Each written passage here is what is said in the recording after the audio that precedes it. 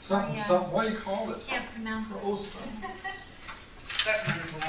Nobody's done it. Oh, drink pronounce it. All right. Okay. Progymnes, come on in here. Everybody's settled. I know. Well, welcome to Progymnasmata 101. How many of you are familiar with the term Progymnasmata? All right. Good. I'm glad. Yeah, I've come across it when I read about classical education, but I don't know what it is. Okay. Well, let me give you just a quick thumb sketch, and then you can decide if you want to leave or not. If all you leave, then we'll just go get some lasagna maybe or something early. The local pub's been shut down, so we can't do that.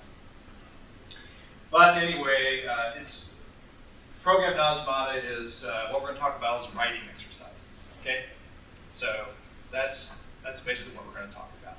So that's something you're interested in. You want to stick around for writing exercises, then stick around. If not, you won't offend me. This is what I'd like to do. We are the second afternoon, and I don't know about you, but some of the things are starting to wear, just the intensity of our conference. So I have this beautiful paper. I mean, it's just the best paper I've written in the last 2 days, and it's fantastic. I think it's wonderful. But I'm going to try to bring out some of the highlights of this rather than simply read it to you. And at the same time, hit the highlights here of Progymnasmata. Let me ask this. How many of you are here either incorporate writing or are a, quote, writing teacher in your school? All of you, everyone does, right? Okay. What I'd like to do is, I'd like for us to think about, as we think about classical education, how is it that the ancients went about teaching writing, and what were some of their emphases? What did they think were important? And then, this is the part I didn't, there's no conclusion kind of to my paper. What I'd like to do is to talk about some of these things. I have a couple examples, not really a lot, a couple examples of how Progymnasmata has been attempted to be implemented today. But I would be interested in, maybe as you hear a little bit about Progymnasmata, about how you incorporate writing already into your program, how you might think, wow, this really could be used in this way.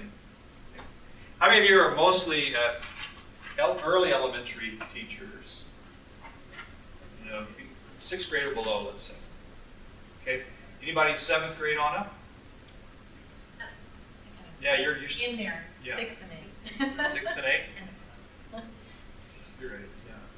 Okay. I think I know everybody here. What's your name again? I'm Kelly Rotman. Kelly Rotman from?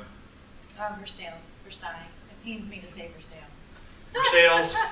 Versailles where? Missouri. Oh, Missouri. Yeah. You've Okay. been there how many years? I know. 10, but Okay. yeah. Same. I grew up near Versailles, Indiana, so that's why I was wondering. Oh, sure. And I met Pastor Brandos about 12 years ago. I taught at his school in Fort Wayne. Oh. And that's where I got the bug. And that's why I'm homeschooling my children. Yeah, good for you. So. Okay, all right, so a little bit of background here, okay? One of the things I think that we have to be careful of, I was listening to this conversation on the trivium and quadrivium and the 7 liberal arts and all of this. One of the things that I think that our speaker has kind of brought out for us too is that sometimes there was I guess what you'd call a fluidity. Not everything was always so nice and packaged in early forms of education as we might think they were. And The reason I mention this right away is because what I've listed over here are some of the writing exercises that were included in this thing called Progymnasmata, okay? But while they were kind of taken in somewhat of this kind of an order, then again, they really weren't always taken in that order, okay? These writing exercises. We're going to go through these writing exercises. I would say in a similar way, this happens with the trivium and the quadrivium. And some of this got a little confusing, but this is the way I understood what Dr. Korchak was trying to say. Sometimes things having to do with science, maybe the periodic table, would happen in what we would generally consider where the trivium is being emphasized. Some have even gone so far as to say that each quadrivium has its grammar, logic, and has its trivium. Okay, so if you're kind of new to all this jargon, remember that there's a little bit of fluidity going on here. Okay, and this is true I think, throughout the centuries in education, for the most part. And we're going to see it happen right here in Progymnasmata. Now, just a little, before we get to this, kind of some background. Progymnasmata was also kind of a stage, it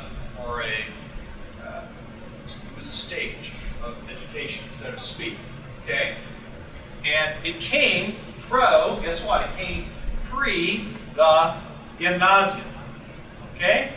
So, quite literally, progymnasmata means the what happens before a student would go to the gymnasium, all right? And so that's just a little bit there, that term. What's also interesting is that there were things that happened pre-progymnasmata, okay? So that really a boy in particular, and what I want to do is I want to go all the way back to the 2nd through the 9th century years of our Lord there, and try to go from there to the original, and then think about how we might do it today. But so that by the time a boy was about 12 to 15 years old, that's the reason why I entitled this Progymnasmata and Your Lutheran Team. It was about 12 to 15 years old, the guy would be ready for the pre-gymnasium. Okay? Does that make sense so far? Now, here's a little warning. Sometimes it becomes really easy to either overstate or understate history, or even the tenets of classical education. I think it would be fair to say that not every boy went to or experienced Progymnasmata. Not everybody did. That's why I found it a little interesting in listening to Dr. Korchak about vernacular schools and other kinds of schools. Basic education during the first centuries were in Greco-Roman education, they never got to these pre-writing exercises. They quit by the time they were 12 or 15. There is what I basically did for this is I had an interest in Progymnasmata, okay? And so what I did was I basically did a research paper on Progymnasmata. So I'm no more an expert than, I'm sort of like St. Luke. I went to some people who, wrote about it, and so what I prepared was kind of a research paper on Progymnasmata. About 4 weeks ago, I knew about as much about Progymnasmata as you know right now. Maybe you know more than I do. About 4 weeks ago, I started this research paper. But one of the authors that I read, this guy by the name of J.P. Mahaffey, who wrote on the Progymnasmata in 1901 was American.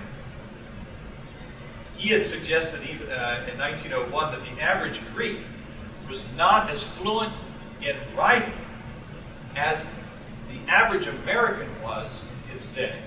It's only been 100 years ago. So the average Greek, he said, was not as fluent in writing as the average American was in his day.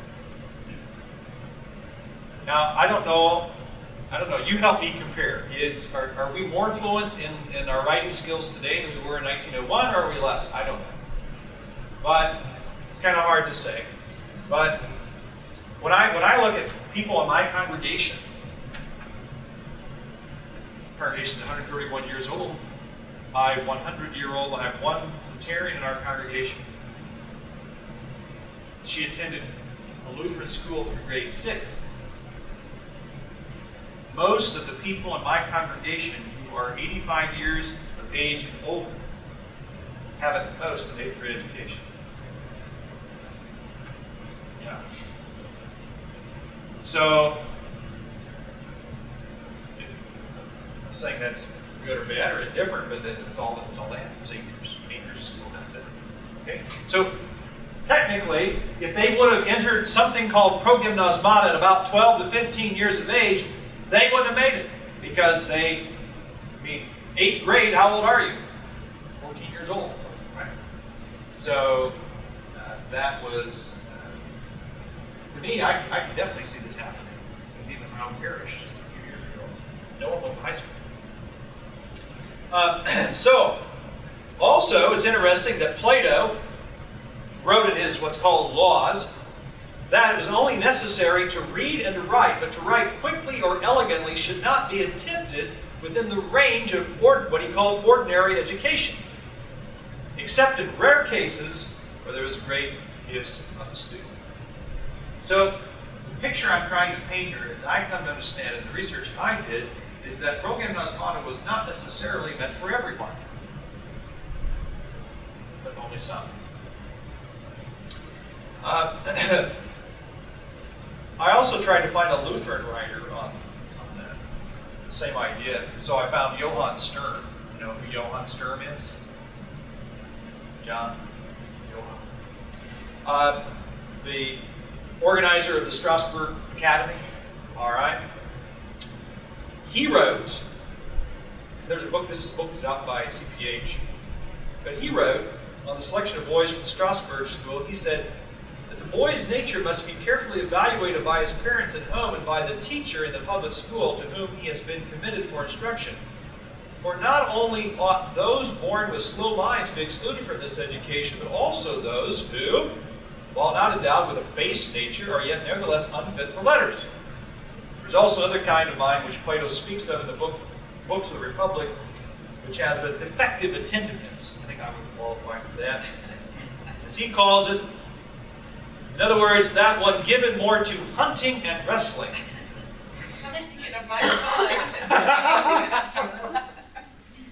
Rather than to letters and teaching. Oh, goodness. Does that mean I can quit trying to make him write? That's the greatest source of tears in our house. Well, He's not slow of mind. He's stubborn of will. well, I don't know. I'm not going to. All right. I guess my point about all this is, I think we're hearing, and you have to know my background also, if you don't know already. I spent 10 years as a Lutheran school teacher. All right, 10 of the best years of my life. It's been pretty good since being a pastor too.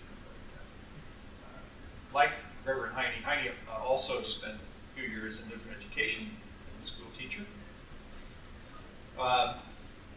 In the institutional Lutheran schools of our day, and having encountered many kinds of students.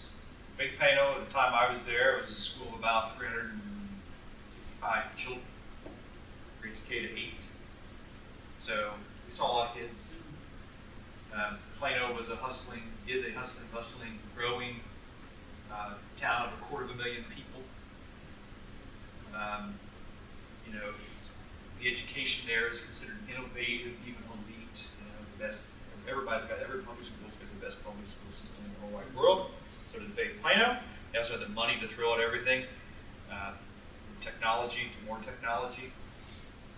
But I also, not as a classroom teacher, but as a school administrator trying to implement classical education, saw that some of the kids got it, and some of the kids didn't. And what do you do with the kids that didn't?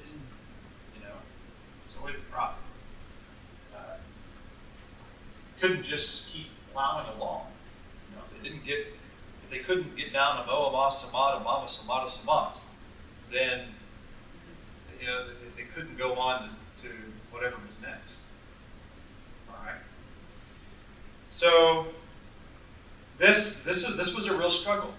And what happens when the student, maybe even at their best trying, finally gets to Moa Ma Samada Mama Samada Samat in 8th grade, while their peers have moved on much further. You know, these are kind of some of the struggles that we have, that not everybody, you can't just present this information, here you go, and they're cranked out like widgets, that it all just happens so nicely. Sometimes I think that would be nice, but I don't know if that would be nice or not. So I think this is really just kind of practical here, more so than being a judgment on, well, it was elitist or anything like that. I think they just kind of dealt with the same kinds of things we are probably dealing with in our own classrooms. Some are ready to move on and some aren't. Some were able to move on and get into the Progymnasmata that prepared them for the gymnasium, and some weren't. And that was okay. That was okay. All right. Now, page 2. Just a little bit of background here, very briefly, on some things that I thought were interesting from things that I read about writing. First of all, it's interesting that the schoolboy in Old Greek education, that you all are writing with pens and pencils and paper and this kind of thing. You know what they used back in the day? Wax tablets? They used wax tablets, right? They used wax tablets with a little coin-shaped piece of lead around it. Okay, this coin-shaped piece of lead. They used wax tablets, and that's what they would write on. These wax tablets, and it's kind of instrument. The other thing that they used, of course, was papyrus, some sort of parchment, and then they took a reed and dipped it in ink. And they used it this way. Although one of the ancient authors, Quintilian, said that he didn't prefer that because to always be dipping your pen and trying to write was distracting, and so he wanted you to keep right on going with those thoughts and to go back and forth was kind of distracting. So here you had your wax paper you came to class with, and you had your malubdas, I suppose as it was called, and your little coin-shaped writing utensil, and your in class. Okay, these exercises and also other writing exercises. The educational system for writing basically went like this in the Greco-Roman society. First of all, which everybody got, was the most basic language skills. Okay, the reading, writing, arithmetic, especially as we're talking about reading, this kind of language arts stuff. Especially the writing of maybe short sentences, a lot of practice in language, grammar, writing out the noun chants, feminine, masculine, and so forth.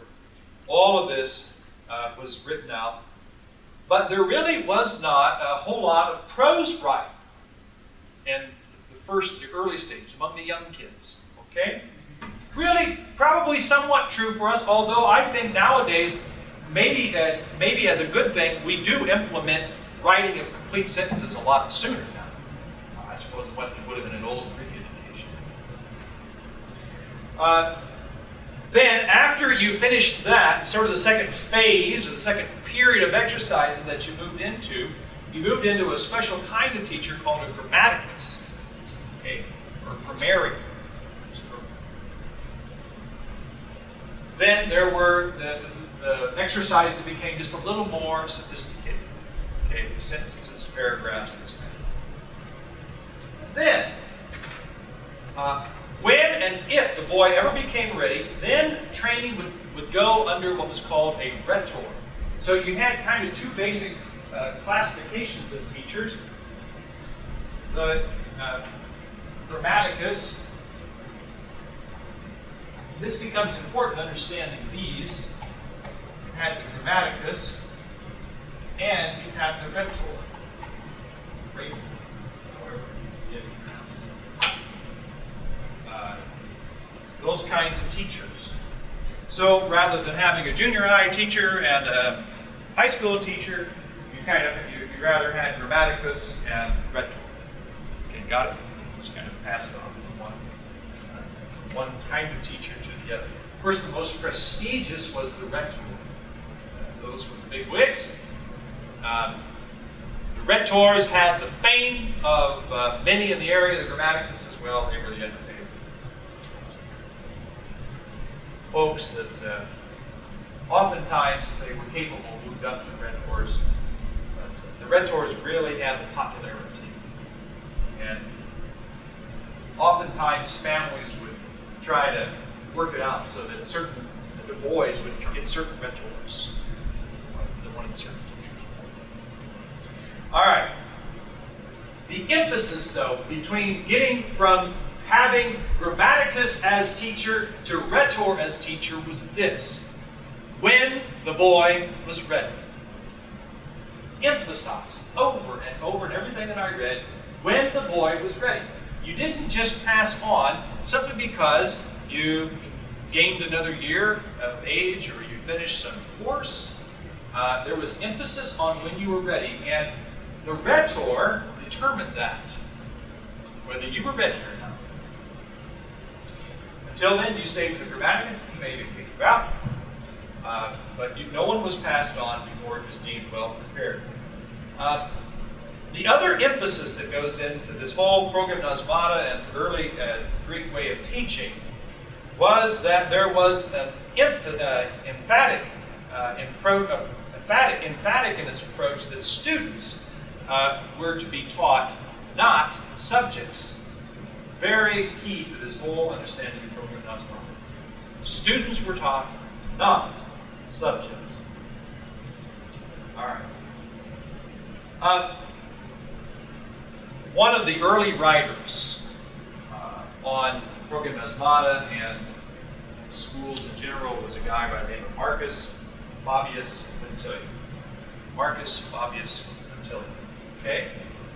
And Quintilian, especially as he wrote about an educational system that involved Progymnasmata in the gymnasium, he had as what he called his primary purpose, facilitas. Okay? Facilitas. First of all, let me tell you.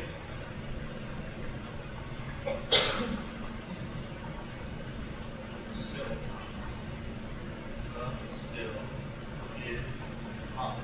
Okay?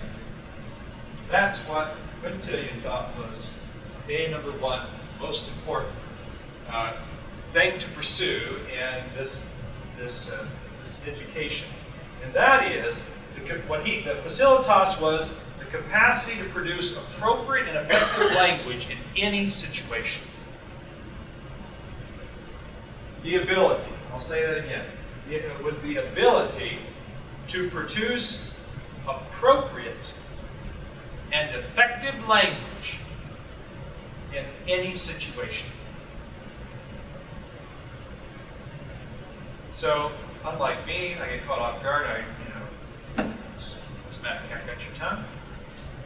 Quintilian Quintilian, his facilitas, his primary goal of these writing exercises was that to be able to communicate appropriately and effectively in any situation. So, what Quintilian then did is that he talked about and outlined some things that had already been evolving, so to speak, within the educational system at the time, that involved basically 5 different phases of education for ultimately accomplishing what he called facilitas.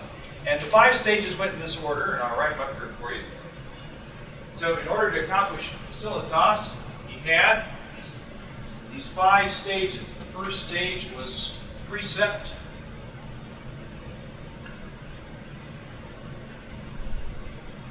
Let's see. Precept, imitation,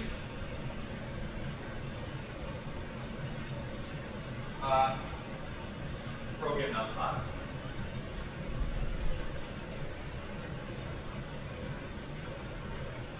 Or declamation. And really these last 2 are part of the gymnasium. Declamation, then what was called sequence. So, Quintilian said that the goal of his educational system, facilitas, being able to speak eloquently given any situation. How do we do that?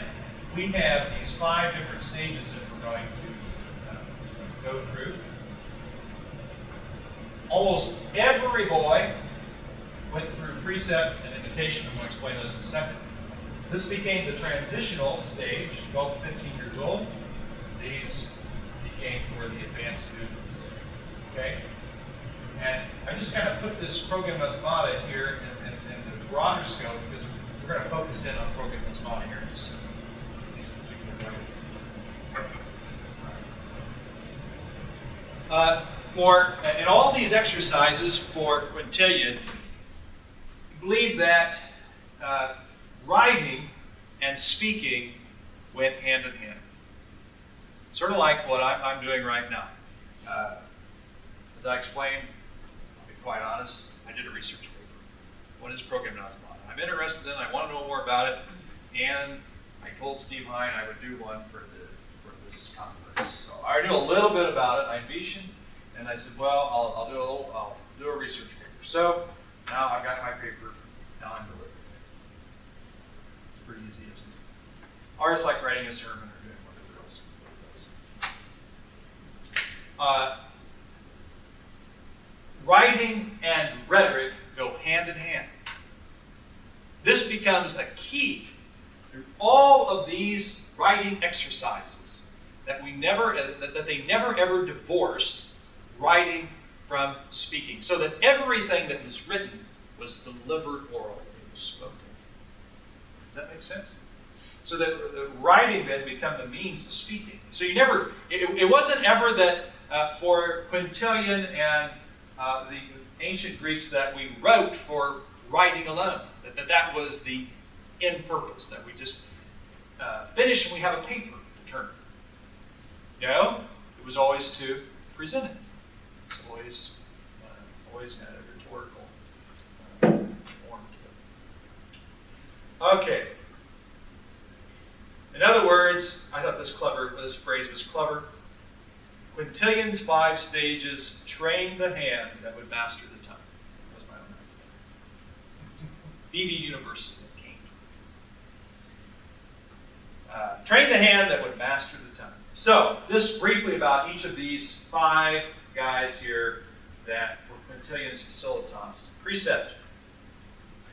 In the precept stage, you're going to hear some things that sound very much like trivia. The rules of grammar and rhetoric were learned first. Rules for grammar and rhetoric. Then, as they were learned, you have to understand that because of this very rudimentary writing system, you had wax paper and you've got your voluptas here going around. A lot of things were done orally. Okay? So these basic rules were memorized by rehearsing and recitation. So much so that they were to become what Quintilian called the habit of the student.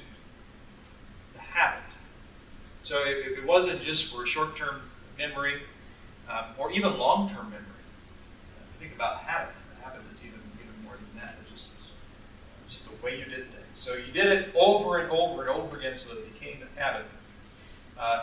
So the rules were set. It was to provide a definite method and a system for speaking that had to be mastered before you could move on. That was precept. All right. Then, once you had the habits, imitation. Okay? In imitation, the students were to model the greats. Okay? Just like it sounds, imitation. They were to model the greats, imitate the greats. So, Grammaticus, teacher, had this carefully plotted sequence, what we might call interpretive and recreational activities, using all kinds of texts, all kinds of already written things, documents, that would lead students to their own original writings. So that you didn't just start an imitation or even any of this writing and presenting with a blank slate and saying, oh, okay, let's just out of nothing dredge up something to talk about. They always had something, a great, as we call one of the greats, that they would be trying to imitate. And even this form of imitation was a very specific way of imitation. There was a 7-step process to this imitation. The process began by reading the great out loud. Okay, whatever you had a great quote or a great story or a great narrative, it would be read out loud. The grammaticus would read it out loud. Then, that whatever was read out loud would be analyzed. We talked about it. And not analyzed like, what do you think about that, but be analyzed for what is who were the main characters? What was the plot of the story? If it was a fable, what was the lesson to be learned from the story? So those kinds of very simple things about this text, whatever the text was. Then you memorize it. So the text had to be memorized. This, as I think about this, I also have one in catechesis and Lutheran homeschool or something like that. But this is really, in a sense, what happens with the catechism, right? I don't know about you, but this is how I teach the catechism in my house. Okay, everybody, let's say the first commandment. What does it mean? Repeat after me. Okay, or say it with. By now, let's say it with. By now, you say it, and I'll see if I can catch up. You stay in. So, memorizing had to be memorized. To know it, to learn it, was to memorize it. Then, after you memorized it, the next step would be to paraphrase it. All right, to paraphrase it. Then you would manipulate it slightly. But not to lose any of the original storyline, or to make up new characters, or to have something weird or strange going on. But you were to find some way to paraphrase it, put it in your own words. Okay, that was about as creative as you were allowed to be with it in imitation. All right. Then there were some other steps that involved this paraphrasing. Which I will get into. In this, as every student then paraphrased the model, whatever it would be, let's just take a fable for instance. As every student paraphrased and worked up his own paraphrase, then it happened that it would be evaluated by peer criticism. The kind that happened to me is, for instance, in homiletics class. I couldn't stand. But it goes back a ways, where actually students, after reading their text aloud, for an oral performance. Okay, so remember, these writing skills became oral performances. They were done before his teacher and the fellow classmates. Everybody got to listen. The teacher's role was to then facilitate discussion about your paraphrase. Okay? The ones who provided the input for your paraphrase were the fellow students. And I think as I was reading this, Kentucky's advice regarding this, it wasn't that you could just, there were some guidelines there, and if you challenged the paraphrase in such a way, be prepared that the grammaticus might challenge you for the way you challenged it. And so you didn't just willy-nilly do what you want. You better have a good reason to challenge whatever your challenge was. Okay, so precept, imitation. Got it? We are pursuing facilitas. Quintillions, facilitas.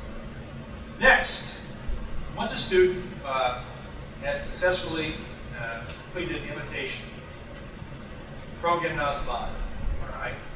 What I've done for you is that in progymnasmata, there's some exercises listed here. My own summary of how they might be listed: fables, the anecdote or saying, narration, refutation, and confirmation. Exercise known as commonplace, Iconium, enunciation. Next one was speech and character or impersonation. These are all under progymnasmata.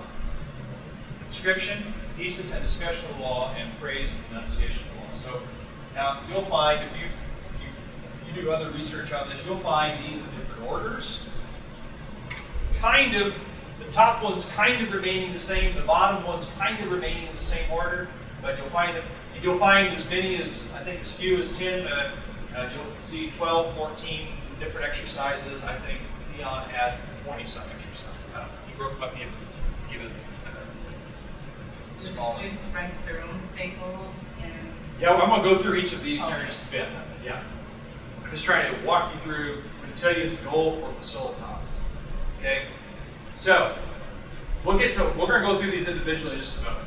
Precept, imitation, progymnasmata, and then the writer would go to declamation. Okay? I'll be very honest, I didn't get a whole lot about this declamation here in my doing this paper. I did get this. There were two kinds of declamation. There were two kinds, what was called the suasoria and the controversia. Anybody know about any of these things? Good. That's not good.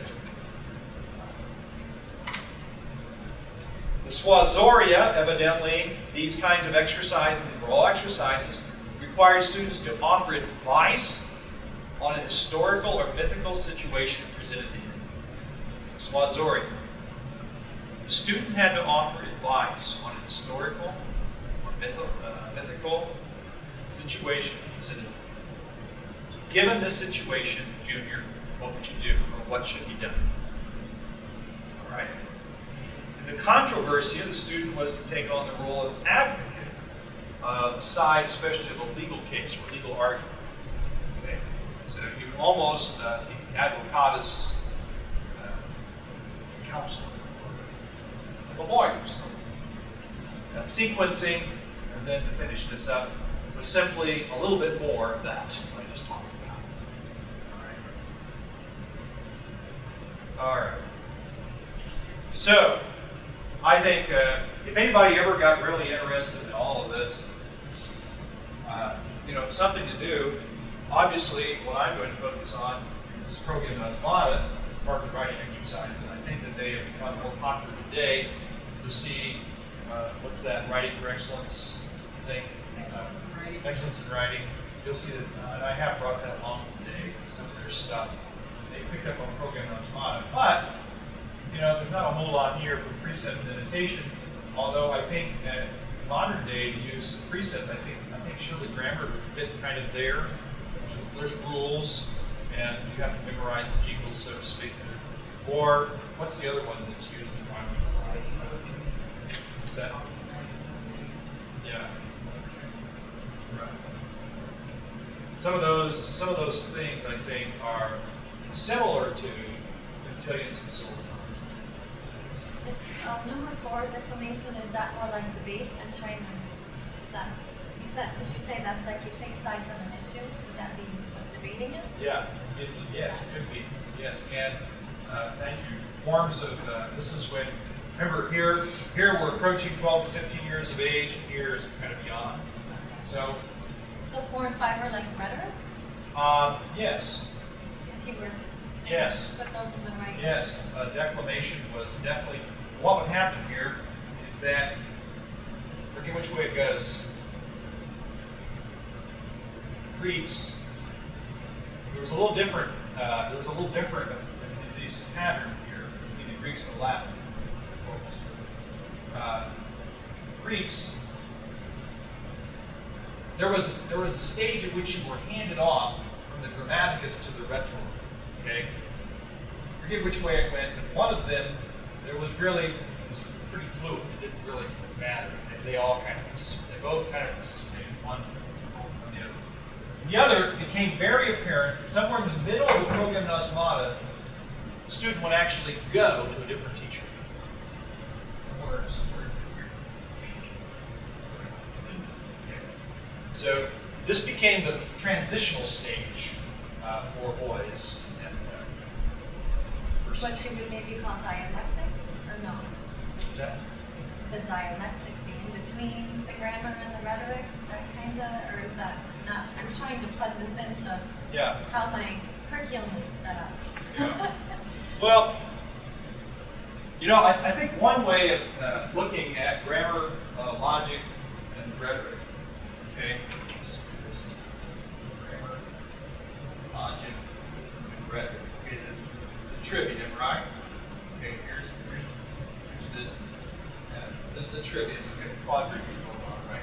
We also know that parts of the quadrivium would come down into here, right? Okay, we do this today. You teach a little science, come down here. Well, I also think that at times, grammar, logic, and rhetoric as a stage would sometimes one becomes more emphasized over the other, while the other still may be going on. So it isn't like in kindergarten I only do grammar, but never ever try anything to do with logic and rhetoric. So, but while all this may be going on, the emphasis is on grammar. As we kind of go through this, I think that's also kind of a way to look at this. There's a heavy focus on written language grammar here. Grammar was not given up here, but definitely more of an emphasis on what you call here logic. That full-fledged, what is even called rhetoric, of course. It's a study almost as a subject. Rhetoric is a subject developed here. Of course, rhetoric has its grammar. So you kind of use these terms interchangeably. Now, there's I have a question yes, that's for, right. for Alicia. For who? This is Russell. Oh, okay. Yes. Didn't you get Andrew Kern's writing program last year? Doesn't it follow this? exactly. Oh, okay. So you've used it? Mm-hmm. Do you like it? I do. You do? Have you been successful with it? I've kind of changed things as I've gone along, but I do that with pretty much anything I get. I expand on what's working and Sure. and I try it at all levels and at different What age group do you teach Schools. again? K through 5. K to 5? Right. And you can start the fifth. Well, it depends on the student, but it's for the upper level. The younger level, though, I take where I'm going to be getting them and start introducing it at the younger level as well. All right, so translate that into what you actually do. Well, with the grammar stage, or your first precept, of course, is just setting up the rules of the language, and then work it into the practice, and then expression afterwards. And I do that in all levels, but at different levels of requirements. So do you have- So the first graders do it, the third graders do it, the fifth graders do it. What do you have them do then with imitation? For the imitation, it could be a story that I read aloud to them. They can write letters to me about what it was. So for the little ones, it's a lot easier. they might even just write a sentence for first graders about something we've done. Write me a sentence, and then I work the grammar in at the same time, who's the subject. And so I kind of have to include a lot of subjects at the same time because we do have multiple classrooms. So where would you put keyword outlines in this list, under imitation? Most definitely. You read a story, they Read a jot down story, their notes. we talk about, and we do, like with the first graders, we might use what I call a tree, so it's an outline for them. Second graders, they'll just write it in their paper, and so you're in the same classroom with the same story, just expecting a little bit more each year. You teach them at the same time? Yes, So do your students then become progymnasiated? bless you. Are you? Sorry. What I'll do here is I'm babbling on. There is, through the Excellence in Writing, Adam Buller has classical rhetoric through structure and style, writing lessons based on the Progymnasmata. Right. You have this? I would like to see that. Yeah, okay. So I'll pass this around, but what he does is, what Adam Buller does, this is basically walks through tables and then goes and has exercises, okay, that is done. And you have to kind of be into the excellence in writing method, you know, knowing when he says an address up, you have to know what an address up is, this kind of thing. So if you're into that and you've seen the videos and all of that, this will make sense. If not, it may not make as much sense. But this is a modern day writing. I haven't even gotten into explaining any of these yet. This is a modern day writing program based on Progymnasmata. So I'll pass this around. The other thing you may be interested in is the Society of Biblical Literature.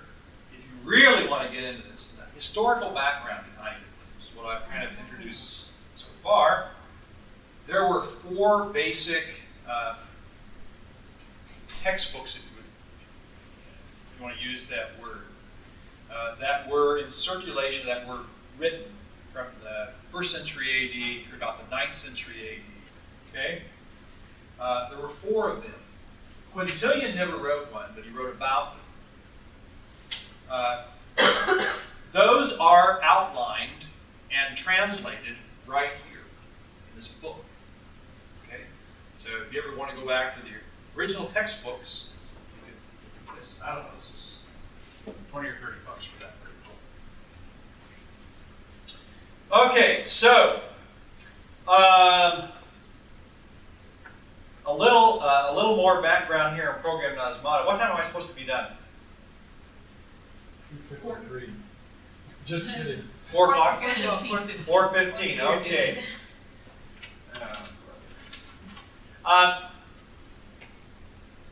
Progymnasmata. You know what it technically means, right?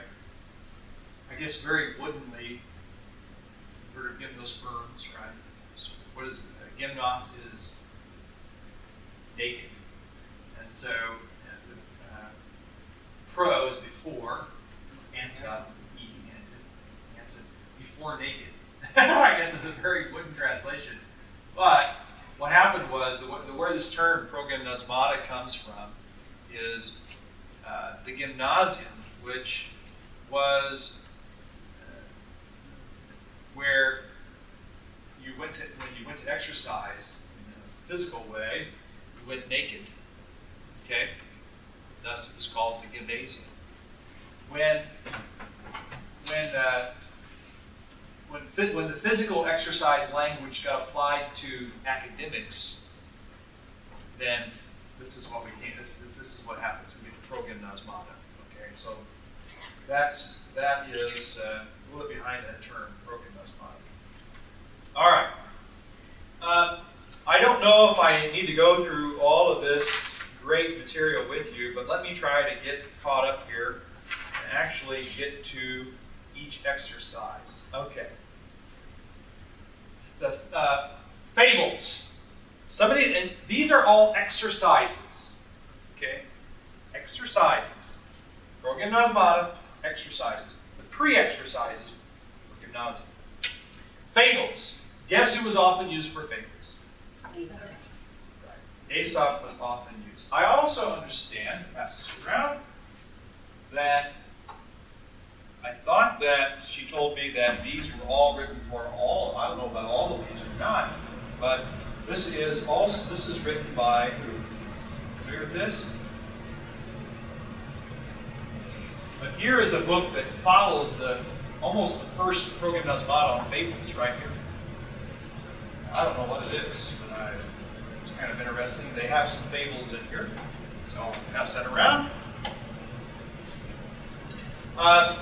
For younger students, Aesop's fables, of course, were amusing and fun, so it was a good place to start.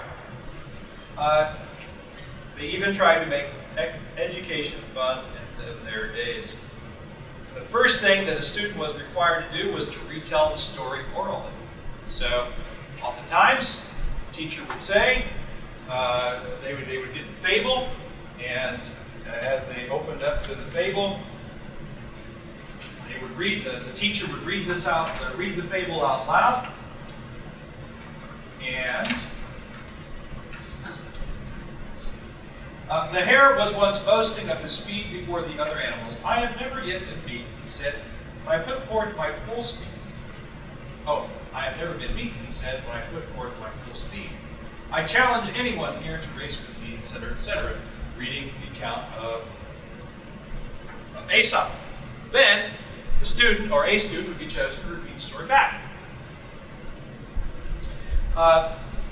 Then, after it was sufficient that the grammaticus was satisfied that they got the basics of the story, then they would pull out their little wax sheets and write it down. They would write down the story that they heard. If you've used the Excellence for Writing series, you know that that is a very important part of the writing process. So the story would be shared, it would be spoken back, then it would be written down. The fable was then to be expanded. The goal was to make more of the fable by developing its details. Okay? For instance, and this was big in the fable section, the goal was to make, for instance, have animals, if there were animals involved in the fable, give short speeches. In tow with storyline, couldn't be something brand new and different. No, not a whole lot of room for creativity. Matter of fact, some of the authors that I was reading really poo-pooed all the creative writing stuff, especially classical writers never really did a whole lot of that at this stage. Okay, paraphrase was used here again also with the fables. I'm going to kind of plow through this because we're running out of time. So you get the fable. Next one, anecdote or saying. Here, the exercise focused on a useful saying chosen by the grammaticus. For instance, Isocrates said that the root of education is bitter, its fruit is sweet. Then, with this saying, one of the drills under this writing exercise was to have the students decline the saying, placing the subject in different tenses. And some of you that have taught Latin understand how this would go. For instance, if you were to decline this saying, Isocrates said that the root of education is bitter, its fruit is sweet. Well, when you take that through the nominative, genitive, dative, accusative, vocative, it would read like this. Nominative would begin something like, Isocrates said, blah, blah, blah. Genitive, there is a story of Isocrates having said, blah, blah, blah. The dative, it occurred to Isocrates to remark, blah, blah, blah. Accusative, they say that Isocrates observed. Or the vocative, you once said, Isocrates.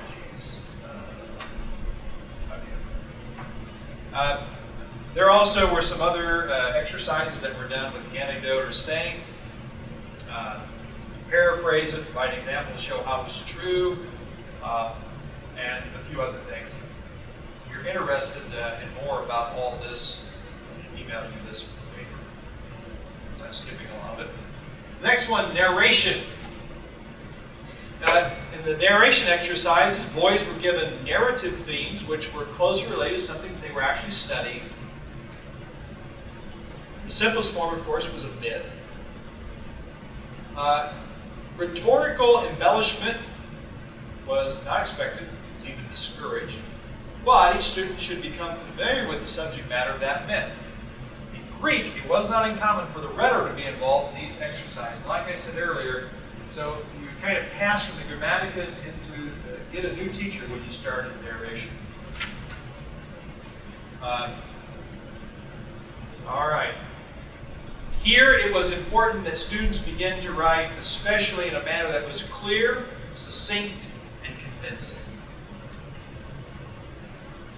These three, clear, succinctness, and the convincibility of what you wrote, were what were known as the three traditional virtues of the narrative style. Okay, clear, succinct, and convincing. Of course, another form of the narrative form was what was called a historical narrative. The narrative was to record strictly the events of something that occurred. The boy was to become completely familiar with the narrative and was to be able to retell it orally before he wrote it out. Then the teacher would require the boy to retell the story from different vantage points, or starting points. For instance, in a historical narrative, the boy may be asked, this was often off the cuff, see? Because, remember, Facilitas would be able to speak eloquently given any situation. So, you'd be asked, okay, now start in the middle of the story. But also include everything that began before the middle of the story, but I want you to start there. You might be asked to start at some other point. All the while, it was to include all the events in the story. So it had to manipulate the story no matter where it was to start. This was a little game, I guess, or exercise you might call it. Test of memory. To prove whether or not the student really had a grasp on whatever historical event he was to be talking, writing about. Moving right along. Refutation and confirmation. In this one, the writer had to examine a given story from the point of view of its general credibility. Then write an essay arguing that it was either lacking possibility or that it was very possible. Oftentimes, the material, remember, each of these had material that was used from some great author, well-known author, or author of virtue. Oftentimes, in the refutation and confirmation, poetry was used. There were certain guidelines that were set down. After setting out the alleged facts, the student was determined or to substantiate or refute. Was to determine whether the account was clear or obscure, possible or impossible, seemly or unseemly, consistent or inconsistent, expedient or inexpedient. So, I mean, just a whole host of things about kind of opposites there that were to do with some poet. His argument was to include the person, the act, the place, the time, the manner, and motive, whatever it was that next one, the next exercise was called the commonplace. The commonplace is what you might call an exercise of amplification.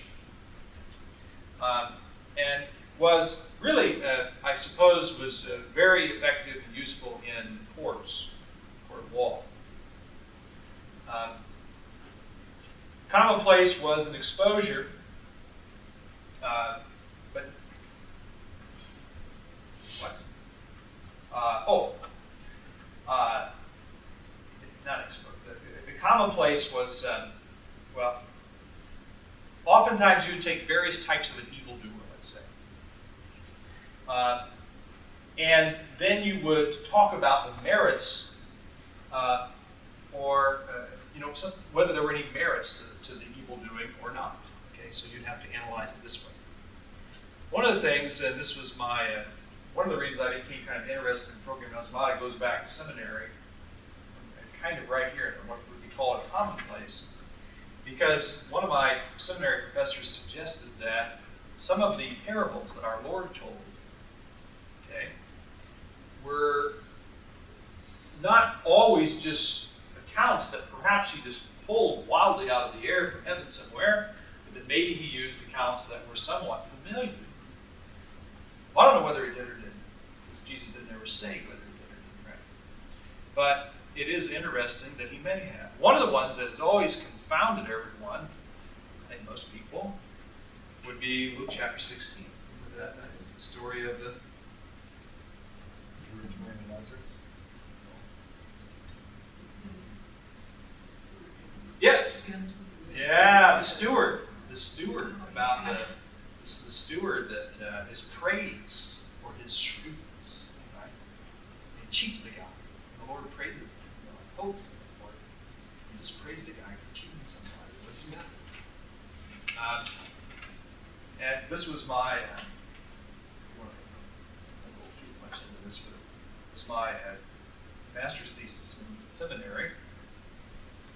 Possibility that this may have been the case. Well-known story. Because guess what? You've read Herodotus' histories, right? Have you ever heard of the account of Rhampsinius and the thief? Rhampsinius and the thief. Guess what? Go back and reread. Go back and read Rhampsinius and the thief. And what happens is that this thief outwits the king. And in the end of the story, he's praised for his shrewdness. Wow! And the Lord tells a very similar parable, just using some different characters. He kind of used the form of Progymnasmata here and manipulated some things. Just did it in a very holy way. Okay, we're really running out of time here. The encomium and denunciation tied very closely to commonplace. Here, the exercises concern themselves with either praise or blame, and dealt specifically with historical or legendary persons. Just as commonplace had a direct use in court speeches, so also did encomium and denunciation have a practical use in actual speeches. Some of these other things weren't really used in what was considered a formal speech in Greco-Roman society. But now they were getting the little parts of the speech that would have been considered very important. And, interestingly, this became useful also in the church, especially St. Augustine.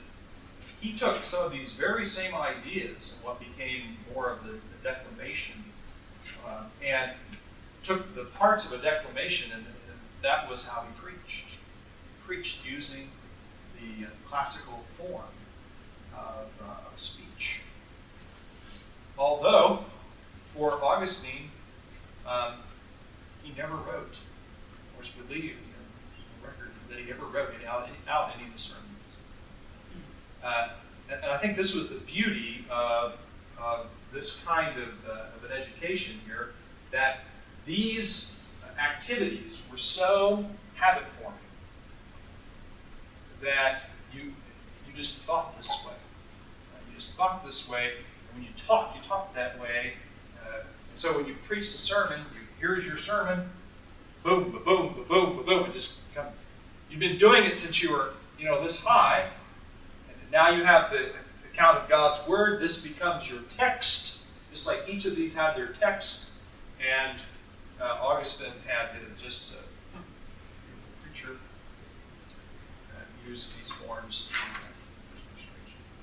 One of the other ones was a speech in character or impersonation. Did I skip that out there? Probably one of the more fun ones.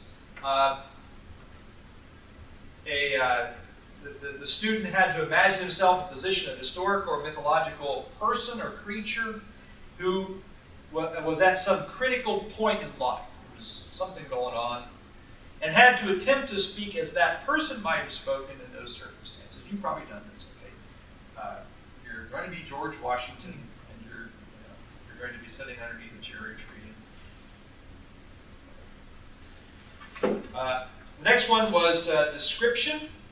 Students were to describe a place, in particular like a meadow, an arbor, island, seashore, or they could speak of a season, which is spring or summer, or an occasion, a festive gathering, a happening, like a storm or a famine or a plague or force.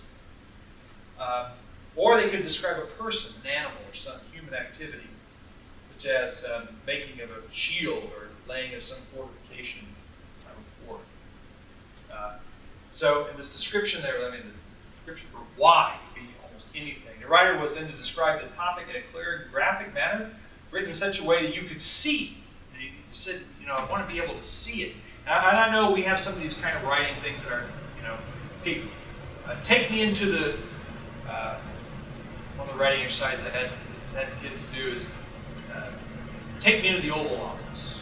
Show me around. And that's what I want you to write, the way that I can see it. Okay. Then thesis and discussion of the law. These were considered of particular importance because they developed the student's ability to argue both sides of a debatable question. So now we're really working through the logic stage for sure. Okay? But remember, all of these really, in a way, grammar, logic, and rhetoric, as you start reading, they each end up kind of serving a full rhetorical form. Right? They kind of serve this. Logic wasn't to be studied just sit there and be quietly in the corner somewhere. You do logic so that you could be so that you could speak. And grammar, of course, writing and do kind of search. All right. And then the praise and denunciation of laws. A law was selected that might either be an imaginary piece of new legislation. Merits or demerits needed to be discussed, or a law that was already established. And we can do this in the church body, such as proposals for restructuring Senate. Then you were to take the position of one offering reasoned advice on the subject. First move was to examine it for any possible obscurity, use of words, uncertain meanings. Like, what was the phrase we were talking about last night? Saving faith relationship. It's one of the words I picked up. An obscure phrase. It's a proposal for the Constitution. It's very simple. What word is that? How was the law honorable, just? Was it expedient, practical? Was it necessary? And so. So, my purpose really in Progymnasmata is, I didn't really bring to you, okay, here's, kind of a cookie cutter, take this and we'll do this. But my goal was, as we try to think about Progymnasmata, I just passed around the one resource, saw how one person thought it was a good idea to implement some of these writing exercises in a very orderly way. And I haven't really thought about how some of these things might be used in the church, in our church schools today. But I wanted to kind of begin this, talk about it somewhere. And maybe next year I will have thought about it more and have something else for you. But I wanted to provide sort of a historical background to direct and encourage our further thinking on how we might apply these in the classroom.